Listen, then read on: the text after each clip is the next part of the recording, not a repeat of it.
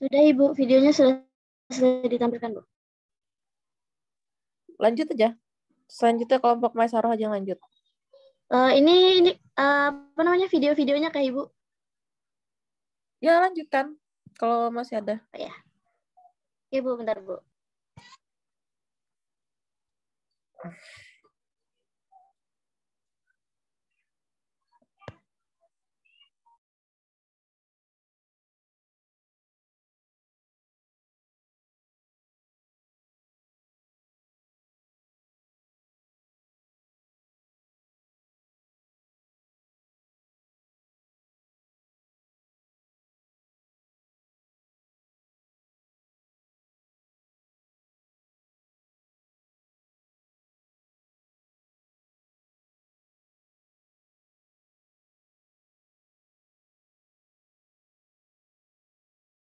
Ibu, halo Bu. Ya. Tadi kan dari kelompoknya Fuad sudah ini Bu, sudah menampilkan videonya. Nah, yang mereka dari YouTube tuh cuma satu itu aja Bu. Jadi selebihnya mereka sudah. Ini dari kelompok Mei juga nampilin Kak Bu. Yang lain-lain yang sudah ditampilin sama kelompok Abdu juga, kelompok Fuad. Kalau udah habis mini labnya udah. Udah Bu, udah selesai semua. Berarti langsung di pembahasan Kak? Ya, langsung.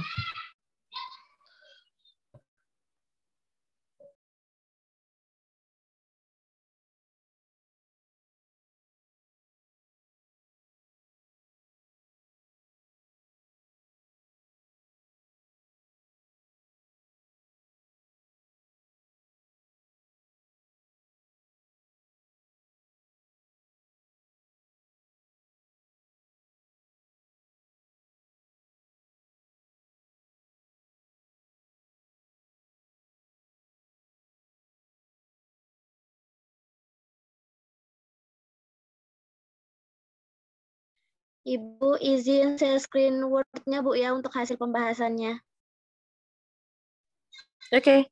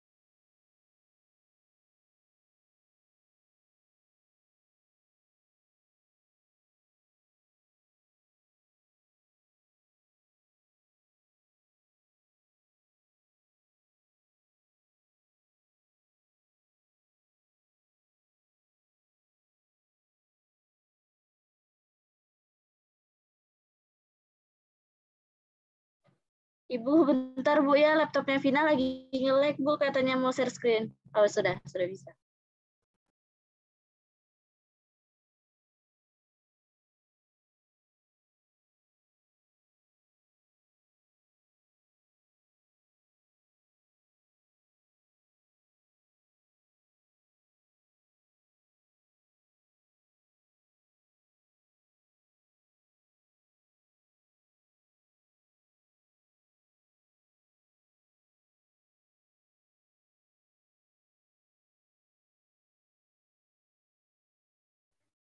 Baik, di sini saya akan membacakan kesimpulan dari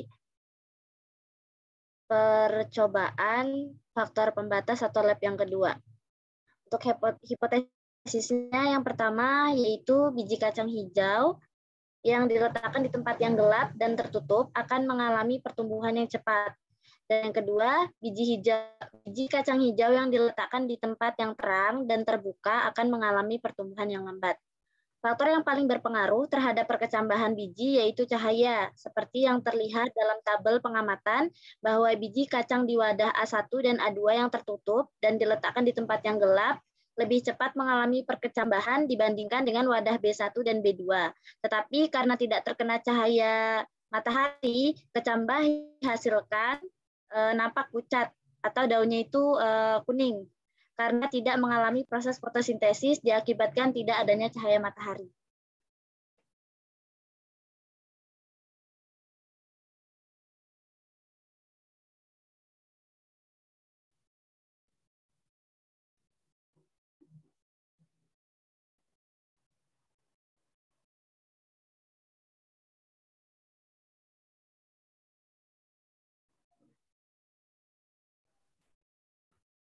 Oke, saya lanjut ya.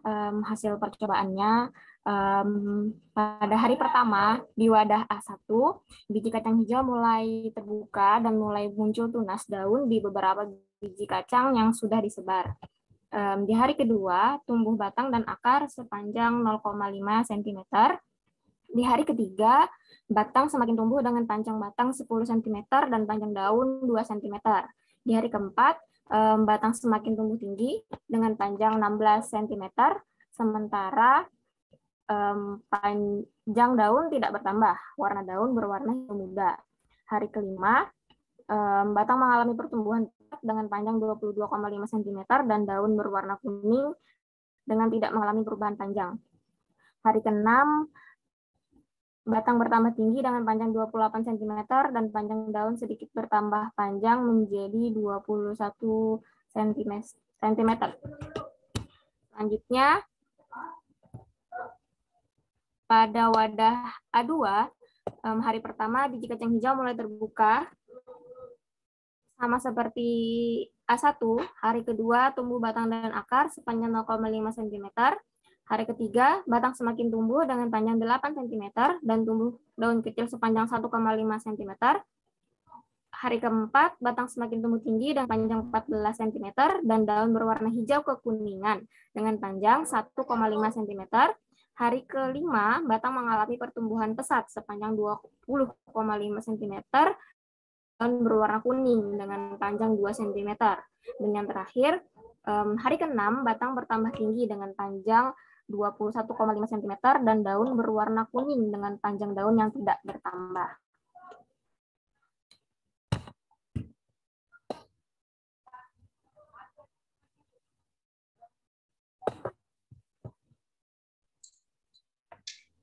Baik, saya lanjut pada wadah B1.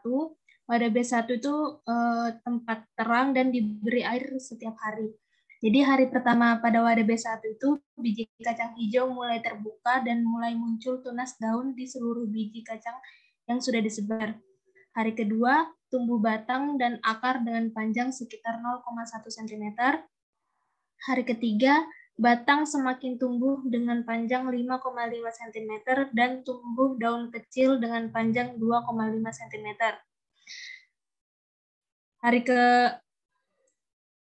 Hari keempat, batang semakin tumbuh tinggi dengan panjang 8 cm dan panjang daun 3,5 cm. Hari kelima, pertumbuhan batang tidak berkembang pesat, hanya bertambah menjadi 9,5 cm, namun daun kecambah semakin hijau dengan panjang 4 cm. Hari keenam, batang bertambah tinggi dengan panjang 10 cm dan daun bertambah lebar serta bertambah tinggi menjadi 4,5 cm, warna daun semakin hijau segar. Dan pada wadah B2 yaitu tempat terang dan diberi air 3 hari sekali. Hari pertama itu biji kacang hijau mulai terbuka dan mulai muncul tunas daun di seluruh biji kacang yang sudah disebar. Hari kedua tumbuh batang daun akar dengan panjang sekitar 0,1 cm. Hari ketiga batang semakin tumbuh dengan panjang 3,5 cm dan tumbuh daun kecil dengan panjang 1 cm. Hari keempat, batang semakin tumbuh tinggi dengan panjang 6 cm dengan panjang daun 3 cm. Hari kelima, pertumbuhan batang tidak berkembang pesat, hanya bertambah menjadi 6,5 cm dengan panjang daun yang tidak bertambah juga, tetap 3 cm. Warna daun menjadi hijau tua. Hari keenam, batang tidak bertambah tinggi, tetap 6,5 cm, dan daun juga tidak mengalami perkembangan tetap sepanjang 3 cm, namun warna daun menjadi semakin hijau tua dan terlihat tidak segar.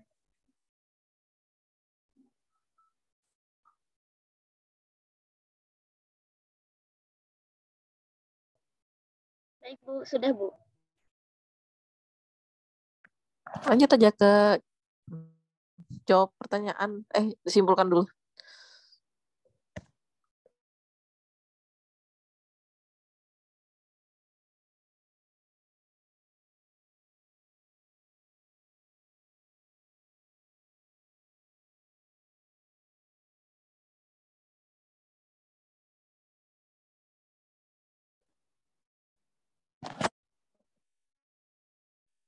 Suara Ibu kedengaran kan? Iya, Bu, ya. Kedengaran, Bu.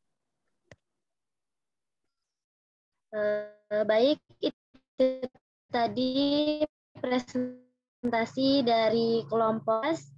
Selanjutnya kami buka untuk sesi tanya jawab, dan karena tadi teman-teman sudah mengirim pertanyaannya kemudian dipilih oleh Ibu Rosita, selanjutnya dari kelompok 11 akan menjawab pertanyaan dari teman-teman sekalian.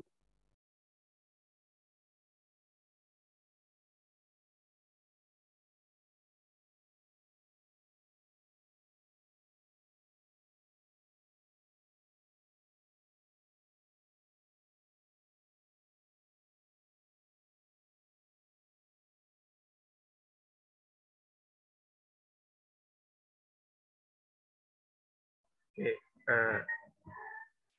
suara saya terdengar jelas? Terdengar. Ya, mungkin saya ingin menjawab dulu ya pertanyaan dari Saudari Ara Anita tadi mengenai mengapa bila satu komponen ekosistem berubah, maka keseimbangan ekosistem juga berubah. Bagaimana hal itu bisa terjadi gitu. Mungkin saya mencoba untuk menjawab.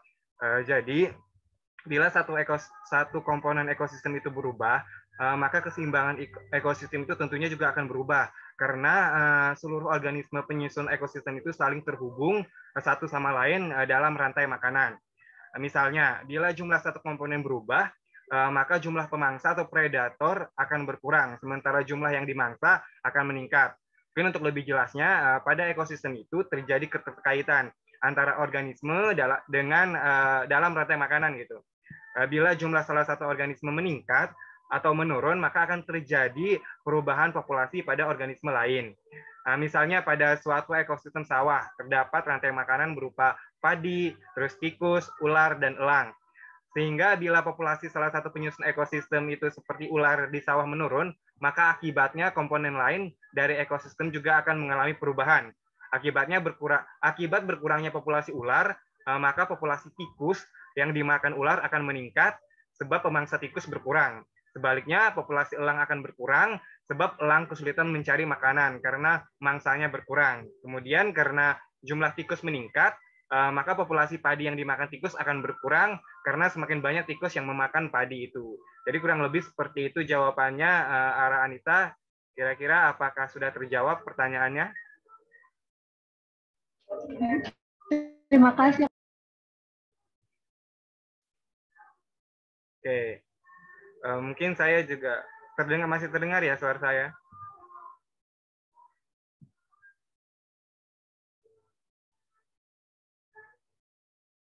Oke, masih terdengar ya. Jadi saya langsung menjawab pertanyaan dari Dewi Paramita, yang mana pertanyaannya di dalam suatu lingkungan alam terdapat hewan pemakan daging atau karnivora gitu, seperti singa yang ingin memakan daging hewan lain. Tetapi apakah yang terjadi jika populasi hewan yang sebagai santapan singa itu punah? Bagaimanakah singa tersebut bertahan hidup? Apakah singa terpaksa memakan selain daging atau adakah solusi dari permasalahan tersebut? Jadi saya mencoba menjawab. Menurut saya pertanyaan ini berhubungan dengan jawaban saya sebelumnya. Jadi sangat berpengaruh gitu apabila salah satu penyusun ekosistem itu mengalami penurunan gitu. Seperti hal ini sebabnya yaitu hewan yang menjadi pemakan dari hewan singa ini menurun, maka mengakibatkan hewan singa tersebut juga lama-kelamaan karena yang menjadi konsumennya ini punah akan mengalami kepunahan gitu. Atau karena makanan di hutan itu habis akibat dari penebangan pohon ataupun pemburuan liar, itu akan mengakibatkan hewan-hewan di hutan seperti singa ini akan masuk ke lingkungan penduduk gitu, yang tentunya akan meresahkan penduduk. Jadi salah satu solusi yang bisa dilakukan yaitu dengan melakukan ataupun membuat cagar alam agar hewan-hewan yang di hutan ini bisa dipelihara gitu dengan baik. Selain itu juga kita sebagai manusia harus menjaga kelestarian flora dan fauna dengan cara tidak melakukan penebangan pohon dan juga pemburuan liar gitu, agar hewan-hewan di hutan itu tetap lestari gitu. Mungkin seperti itu kurang lebih jawaban dari saya. Bagaimana Dewi? Baik, terima kasih jawabannya. Oke, saya kembalikan ke moderator. Baik, selanjutnya saya Maisaroh akan menjawab pertanyaan dari Nur Arianti dan juga Sulistiana ya dari kelas C. Baik, pertanyaan yang pertama yaitu dari Nur Arianti ya kelas C. Pertanyaannya itu karena banyaknya polusi dan pencemaran baik melalui tanah, air maupun udara yang disebabkan oleh perbuatan manusia, komponen abiotik mengalami penurunan kualitas dan tentunya akan berpengaruh juga pada komponen biotiknya. Apakah dampak terburuk akan terjadi pada lingkungan dan bagi manusia karena hal baik, seperti yang kita ketahui bersama bahwa lingkungan itu komponennya terbagi menjadi dua, ada komponen abiotik dan juga ada komponen biotik. Komponen biotik itu komponen yang hidup dan komponen abiotik itu tak hidup. Dampak terburuk yang akan terjadi pada lingkungan yaitu menurut kami ada dua. Yang pertama dapat menyebabkan tanah longsor dan yang kedua banjir. Nah, tanah longsor, adanya bencana tanah longsor ini dikarenakan dampak kerusakan alam akibat ulah manusia. Ulah manusianya itu bisa seperti penebangan hutan liar. Biasanya di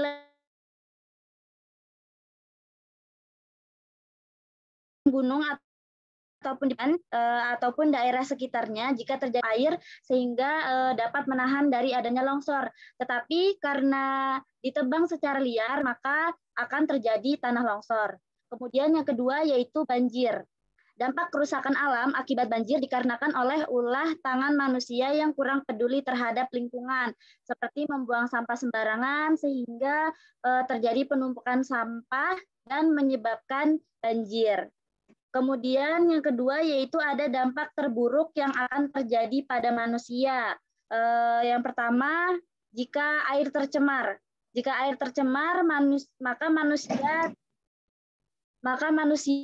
tidak dapat memanfaatkan air yang bersih dan juga dapat menyebabkan penyakit. Kemudian, jika udara yang tercemar, maka akan membuat manusia tidak dapat menghirup udara atau oksigen yang segar. Contohnya saja ketika di udara itu banyak sekali asap bakar sampah atau asap kendaraan seperti itu. Bagaimana kepada Nur Arianti? Apakah sudah terjawab? Ya, baik, sudah sangat jelas ya. Terima kasih banyak atas jawabannya. Baik. Baik, selanjutnya akan saya lanjutkan untuk menjawab pertanyaan dari Sulistiana. Pertanyaannya, daerah seperti apa dan faktor-faktor biotik apa saja yang dapat berinteraksi membentuk suatu ekosistem?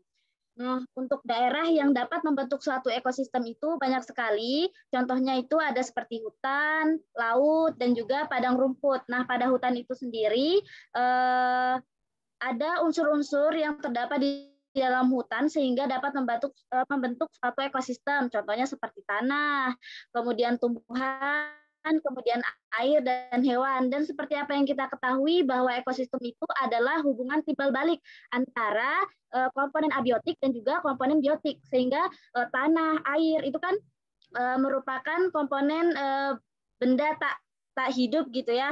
Bisa memiliki hubungan timbal balik terhadap tumbuhan dan hewan yang merupakan komponen hidup. Nah, selanjutnya untuk faktor-faktor abiotik yang dapat berinteraksi membentuk suatu ekosistem itu ada 7. Yang pertama ada udara, yang kedua ada air, yang ketiga ada cahaya matahari, yang keempat iklim, yang kelima kelembapan, dan yang keenam keasaman tanah, serta yang ketujuh adalah jenis tanah. 7 komponen tersebut menentukan makhluk hidup yang bisa bertahan hidup dan tidak dalam suatu ekosistem. Suatu ekosistem itu dapat terbentuk jika suatu komponen abiotik dan juga biotik dapat sama-sama menjaga kelangsungan hidup di bumi. Seperti itu. Bagaimana, Sulis? Apakah sudah jelas? Sudah cukup jelas, Mas Syarah. Makasih, Mas Syarah, atas jawabannya. Ya, oke. Sama. Boleh dilanjut oleh teman-teman yang lain yang ingin menjawab pertanyaan. Baik, saya akan menjawab pertanyaan dari Intan Baiduri dari kelas PGSDB 2019. Pertanyaannya adalah, apakah simbiosis itu dapat diberlakukan sesama manusia? Simbiosis adalah sebuah hubungan timbal balik antara dua makhluk hidup yang berbeda. Salah. Simbiosis adalah sebuah hubungan timbal balik antara dua makhluk hidup, yang artinya interaksi antar organisme yang hidup berdampingan. Menurut kelompok kami, simbiosis dapat terjadi antara manusia dengan manusia. Contohnya adalah mutualisme. Simbiosis mutualisme sendiri adalah interaksi antar makhluk hidup yang saling menguntungkan. Hal itu dapat terjadi antar manusia, contohnya yaitu jika seorang manusia yang menginginkan sebuah barang yang dijual oleh manusia lainnya, maka dia harus membeli dan membayar barang tersebut agar mendapatkan barang tersebut. Maka keduanya sama-sama mendapatkan untung. Kepada Intan Baiduri, apakah jawabannya sudah jelas? Jadi yang simbiosis, yang mutualisme itu yang saling menguntungkan kan? Iya. Dapatkah Bapak contohkan yang simbiosis yang lain gitu? Ya, baik.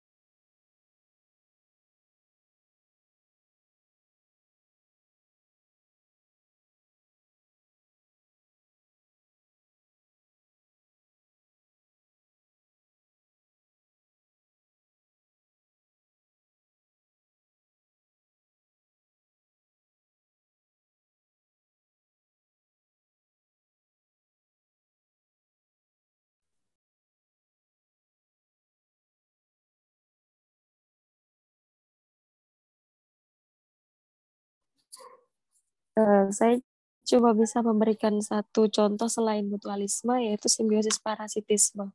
Apakah boleh? Contohnya adalah ketika seorang manusia ingin memiliki sebuah barang, membeli sebuah barang, kemudian dia tidak memiliki uang, akhirnya dia meminjam kepada manusia yang lain, kemudian dia tidak mengembalikannya, sampai itu menjadi utang. Itu simbiosis parasitisme. Ya, terima Baik. kasih. Paham sudah. Sama-sama.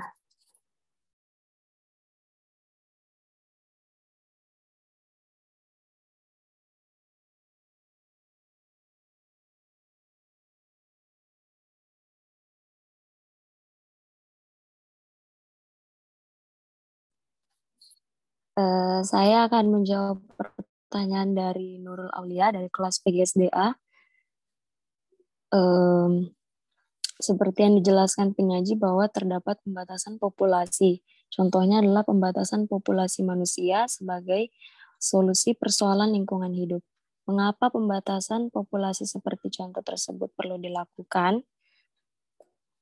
Sejak awal penciptaan, baik kepercayaan teisme dan deisme, sepakat bahwa dunia atau bumi tidak dirancang untuk dihuni oleh satu spesies saja atau dihuni oleh manusia saja. Kunci bertahannya siklus hidup di bumi